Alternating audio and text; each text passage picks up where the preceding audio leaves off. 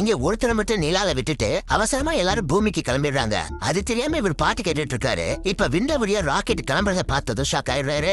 ஆக்சுவலா இன்னும் கொஞ்ச நேரத்துல நிறைய எரிக்கல் வந்து நிலால மோத போகுது. அதுக்காக தான் எல்லாரும் அவசரமா ராக்கெட்டுக்கு வர சொல்றாங்க. ஆனா இவர் காதுல ஹெட்செட் வச்சுட்டு பாட்டு கேட்டுட்டு இருக்கறனால அந்த சத்தம் கேட்காம கவனிக்காம விட்டுறாரு. கடைசி நேரத்துல தான் அந்த மெசேஜை கவனிக்கிறாரு. உடனே வண்டி எடுத்துட்டு வேகமா ராக்கெட்டை பார்க்க போறாரு. ஆனா இவர் போறதுக்குள்ளே 5 ராக்கெட்ஸ் கிளம்பிடுது. இப்ப கடைசியா ஒரு ராக்கெட் மட்டும் தான் கிளம்பாம இருக்கு. சோ உடனே ட்ரிஃப்ட் பண்ணி அந்த வண்டியை ராக்கெட்டை பார்க்க ஓட்டிட்டு போறாரு. அப்ப அந்த ராக்கெட்ல இருக்கிறவங்க கிட்ட கம்யூனிகேட் பண்ண ட்ரை பண்ணாலும் எரிக்கல் வந்துட்டு இருக்கிறதுனால சிஸ்டம் ஃபெயிலியர் ஆகி சிக்னல் கிடைக்க மாட்டேங்குது. அதே மாதிரி ராக்கெட்டுக்குள்ள இருக்கிறவங்களும் உள்ள இவர் சீட்டு காலியா இருக்கிறத கூட கவனிக்காம விட்டுறாங்க. ஆனா இவரோட கெட்ட நேரம் ராக்கெட்டு கிட்ட வண்டி வந்ததும் பார்த்தா நடுவுல ஒரு பெரிய பள்ளம் இருக்கு. அந்த பள்ளத்தை சுத்தி போறதுக்குள்ள அந்த ராக்கெட் கிளம்பிடுன்னு ஸ்ட்ரெயிட்டா ராக்கெட்டை பார்க்க வண்டி விட்டுறாரு.